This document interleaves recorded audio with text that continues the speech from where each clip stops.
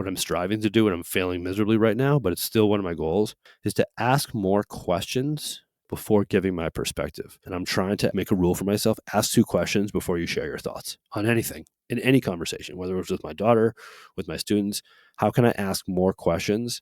That way I not only learn more, but I make that person feel more valued through our conversation, creating a tighter bond between us, or a stronger bond between us. What is up, everybody? And welcome back to the Schooling Struggle Podcast. It is our belief that the only guarantee in life is that we are all going to struggle, and how we choose to embrace our struggles is what empowers us to become the best versions of ourselves. How is it going? My name is Pete, coming to you from Heartland, Vermont, and with me is, well, nobody. I'm here in my basement all by myself, and I woke up at 5:15 in the morning, about 45 minutes ago, with an idea for a show that I wanted to share with you all as the year rounds out. And given the fact that it is 3 in the morning on the West Coast where Todd lives, I didn't want to call him or reach out or bother him this early in the morning.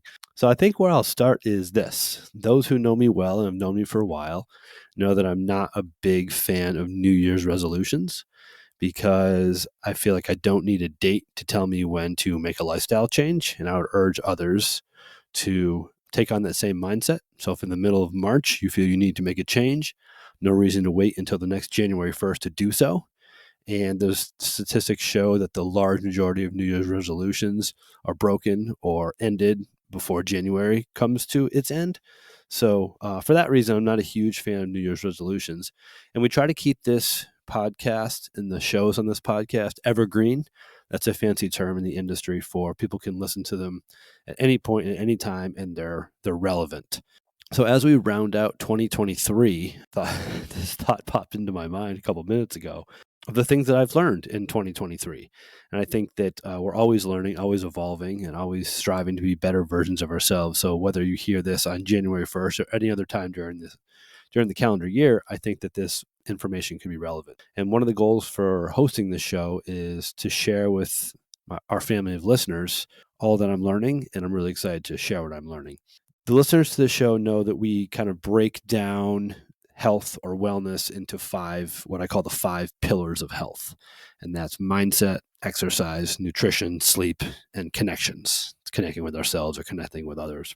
And within those buckets, I'm going to share what I've learned over the last year in regard to each of those, and how you might be able to take something away from those in a tactical way and apply it to your life.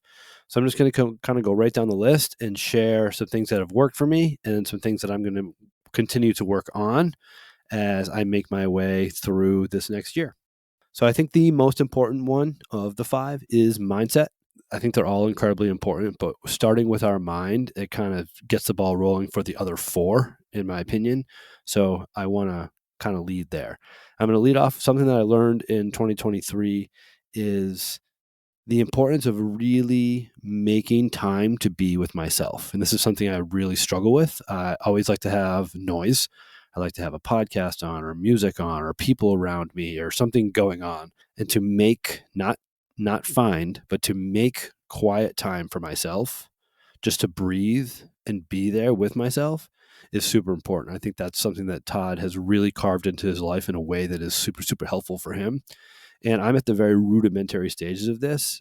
And what I'd suggest to any listener out there who hasn't done this is to make time to find a quiet setting and just start with a minute. So maybe that's going outside and going for a walk, or that's going outside and finding a quiet place and just standing there for a minute and just listening to what's around, or going to a quiet space in your house or your apartment or a place, maybe even just sitting in your car before you start the car or after you arrive to your destination, turning the car off and just sitting and gathering yourself and breathing.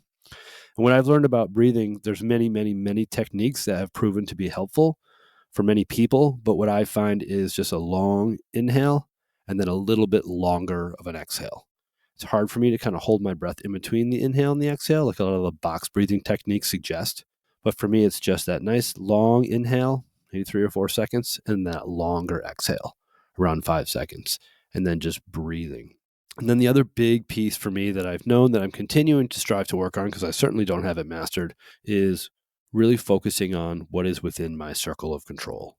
And I feel as far as mindset goes, that is the single best way that I can focus my attention and energy, is to focus in on what it is that I do have control over, striving very hard to let go of what it is that is outside of my control, and then focusing on what is within my control. And listeners to this podcast have heard me reference this many, many, many times over. And I think part of this episode right now that I'm bringing to you at 6 o'clock in the morning, where it's still dark outside, is to really continue to hone that thought process in, all right, this thing is happening. What aspects of it are within my control and what aren't? And I'm going to continue to beat that drum with my own life and to share it to listeners, but to really focus on where can I put my energy and attention, because putting my energy and attention to things that I cannot impact the outcome on are not a good use of my time and energy. So as far as mindset, make time to be with myself and to really focus on what's within my circle of control are the big takeaways there. As far as exercise go, I have a couple different thoughts on this. I feel like when it comes to exercise, people battle with kind of two different things on either end of the spectrum. Either really having a hard time feeling motivated to get started, or people that are on the other end that overtrain and that end up kind of overdoing it. So I want to lead off with those of us who have struggled kind of getting started.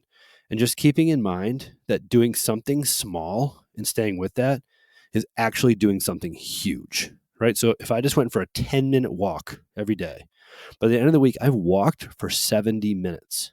And if I continue that over the course of the month, now I've walked for 280 minutes.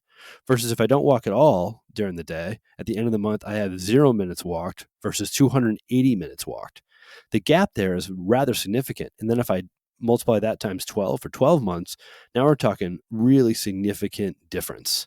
So just starting small and building on that is actually huge. And if that even means starting with a 2-minute walk, 1 minute away from the house and then 1 minute back, and slowly building on that, I think that is huge. So doing something small is actually doing something huge. Or as some people say, a slice of bread is better than no bread at all, right? How can we get just a little bit of exercise? When it comes to that exercise piece, those three major takeaways are somehow make it enjoyable, make it sustainable, and have the goals be in line with what it is that you want to achieve. So find some way to move your body in a way that's enjoyable. And maybe the movement itself isn't enjoyable, but what you pair it with. Maybe you go for a walk with a friend, or maybe you listen to a podcast or some really good music, or you pair that with your quiet time and your time for yourself. How can you make it enjoyable? Because if it's not enjoyable, it's just not going to be sustainable. If it's not sustainable, you're not going to repeat it. And if you don't repeat it, it's not going to be effective over time. So how can you find a way to make movement, physical movement, enjoyable? How can you make it sustainable?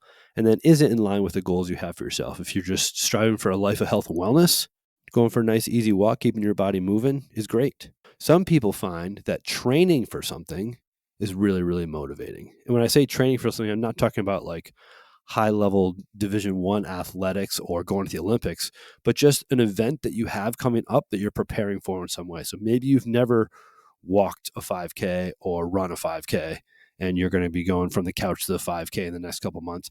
How are you going to prepare for that? So training is preparing for a certain event on a certain day. Exercising is just simply moving for whatever reason we're moving for. It makes it feel good or for our health and wellness. And I would urge listeners out there, if you've never trained for something, even something small like a local fun run or a local walk or fundraiser, maybe put that into your 2024 goals. And at some point in this year, I'm going to sign up for and train for a specific event on a specific day. And for me, that's far more motivating to go down to the cold, dark basement, knowing that I'm preparing for something versus I'm just moving my body for today. And then what I've learned for me is I'm on the other end of the spectrum where I work out a little too hard. And as I'm getting into my mid to late 40s, I'm learning that my physical capacity performs the capacity of my soft tissue. So I end up with these strains and muscle issues and all these things. And I need to dial it back. And what I'm learning is the real significant importance of recovery. And when I overtrain now in my older years, it really has a significant negative impact on my fitness gains. So how can I ride that line of getting proper recovery? And for me, it's not linking back-to-back intense days.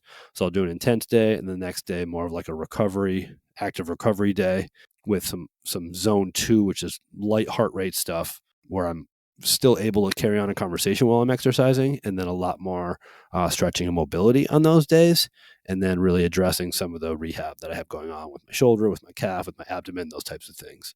But really focusing on listening to the body and its recovery.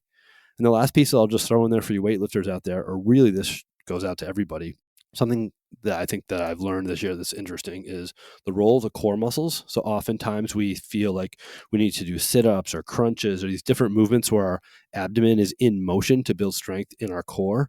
But what I'm coming to learn is the role of the core muscles is actually to build stability within our torso and through our body.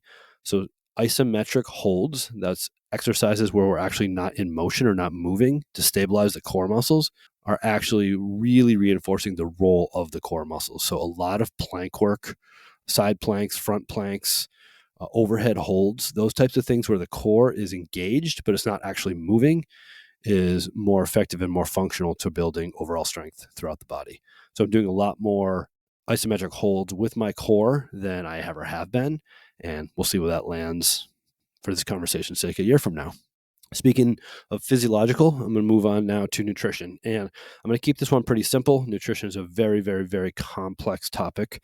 And I could go down a million different rabbit holes with this. But here is what I'm continuing to focus on in my life and what I would encourage any listener out there to continue to consider. And that is that processed sugar is the devil when it comes to health and wellness. Just the more research that comes out about the negative impact of processed sugar and what it does to our health and wellness is really, for me, it's downright scary. And there's a lot of people I know in my life right now that are dealing with cancer-related issues, and that scares the crap out of me, to be quite honest.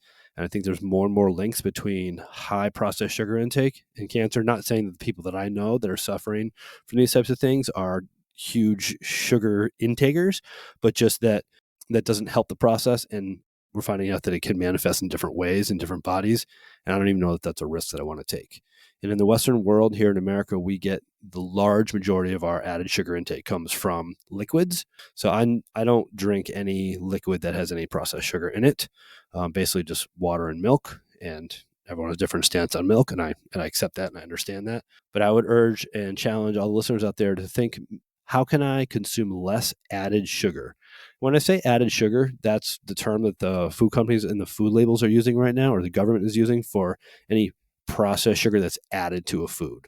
So if I take a bite of an apple, there's natural sugar in there, and that's not the sugar I'm worried about, and that's not the sugar I'm talking about. It's if I were to have apple juice and were to have added sugar in there to make it sweeter so that I'll drink more, so food companies can make more money, that's the stuff that I'm worried about. So I think a good goal for me or for anyone out there is 20 grams or less of added sugar. But if you want to have a fun little challenge with yourself or with some friends, see if you can take a no added sugar challenge. You can go a full day with 0 added sugars, or maybe a full week with 0 added sugars, or like Doug and I to go for a full month with no added sugars. And that's just a fun challenge. Very, very difficult in our culture because of the way food is packaged. But I would challenge and encourage you to think about consuming less added sugar as you make your way through 2024 and beyond.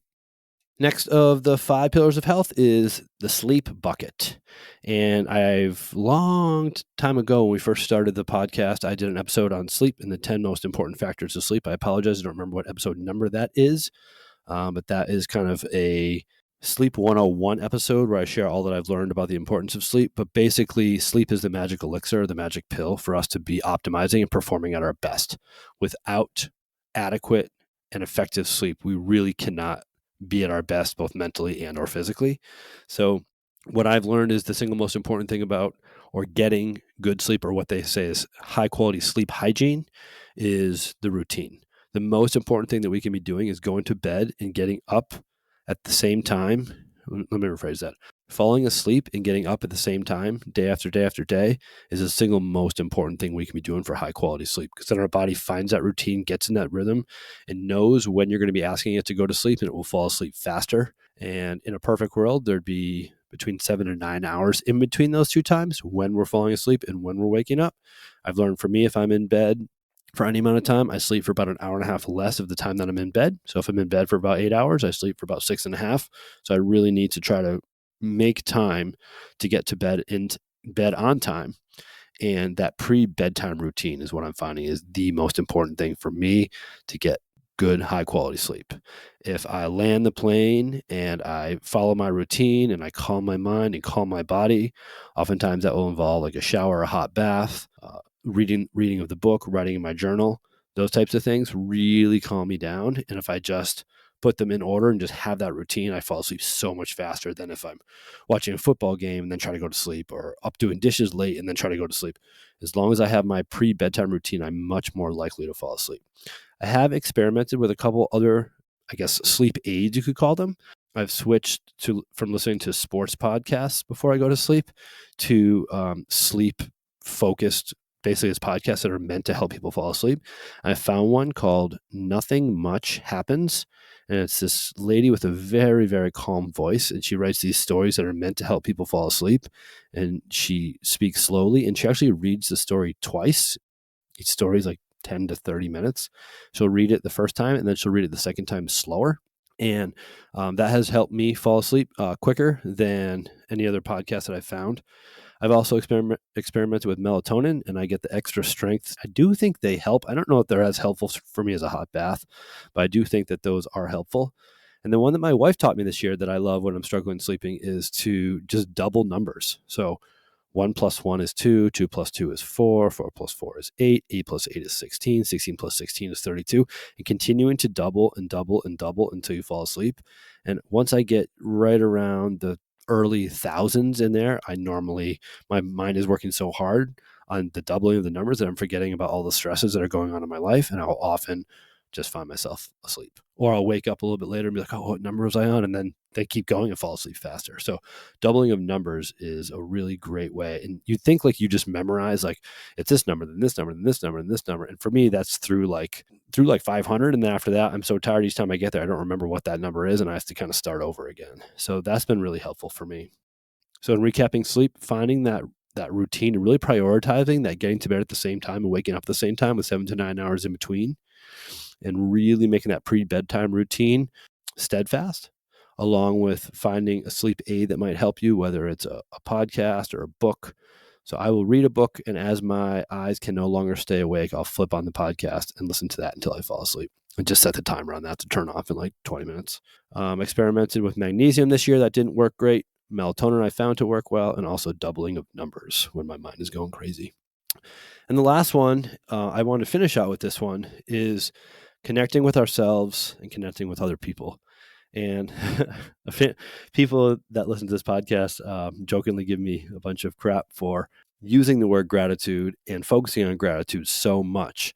But I think that really does show what I believe is so important when it comes to gratitude, and showing gratitude to people around us while also just reflecting on different aspects of our life for which you're grateful. So I'll continue to urge listeners to keep a notebook next to the bed. Before you go to bed each night, write down 1 to 3 things that you're grateful for. It doesn't have to be this big, long journal entry, but it can be 3 words: my cat, my breakfast, my book. Whatever 3 things are that you're grateful for from that day, write those down. And just start with 1 and then build on that. And then the other thing I'd challenge the listeners to do in 2024, if you're looking for a resolution, is to go out and buy a stack of thank you cards, maybe a set of 20 to 25, or maybe even a set of 50, somewhere in there. Just go on Amazon and get yourself a stack of thank you cards and send them out as the year goes on, and maybe average, 1 to 2 a month. By the end of the year, try to have sent out all your thank you cards. They don't need to be mailed. Just hand it to someone. And what that does for me is it makes me think throughout the day, oh, that person just did something nice for me. I'm going to keep that in mind so that I can deliver a thank you card to them later. And what it does is it makes me hyper aware, or a higher level of awareness of gratitude. I'm like, oh, I'm really grateful that person just held the door for me. Whereas before, I just take it for granted, kind of walk through and say thank you and not think much of it. So to really focus on the acts of others and how we can express our gratitude for their positively impacting our life. And as I share with my students, we do gratitude every Tuesday. So I ask them to write a thank you card every Tuesday, Gratitude Tuesday, we call it. You can write to someone who's had a massive impact on your life over the course of your life, or someone who's done something really small in the last day or two that you recognize that was really kind and maybe for that short moment positively impacted your life. So I'm a huge fan of making time to express gratitude to others while also making time before bed each night to think about what it is that I'm grateful for. I've also shared in this podcast, if I feel myself getting frustrated, angry, mad, upset, or my feathers getting ruffled, I will also revert back to thinking of something that I'm grateful for in the moment that's unrelated. So that's been helpful. When it comes to connecting with others, what I'm striving to do, and I'm failing miserably right now, but it's still one of my goals, is to ask more questions to people before giving my perspective. So I'm in a position where people will come to me and ask me, hey, Mr. D, this is going on. I'm curious to know what your perspective is. And oftentimes I'll just launch into sharing, quote unquote, my life wisdom, although wisdom is just an accumulation of one's life's mistakes. Maybe that's why they see me as having wisdom. But asking more questions and more clarifying questions that give me information, so that if I am going to share and help them in a way that might be fruitful, that I have a little bit more understanding of the situation. I'm trying to do that with my daughter. So instead of reprimanding her the moment she does something, maybe ask her why she did it. And once finding out why she did what she did, and in her mind, it made sense, and she went through a thoughtful process and then took the action, instead of me just assuming she was trying to take a shortcut. Like there's a bunch of stuff stashed under her bed when she's supposed to be cleaning her room. Why did this stuff end up under the bed? And even if I come to the conclusion after asking a bunch of questions that I would have come to without asking the questions, at least it makes her think or see that I see value in her thought process, and that can create a closer bond between the two of us. So asking more questions of people, and I'm trying to make a rule for myself, ask 2 questions before you share your thoughts on anything, in any conversation, whether it was with my daughter, with my students.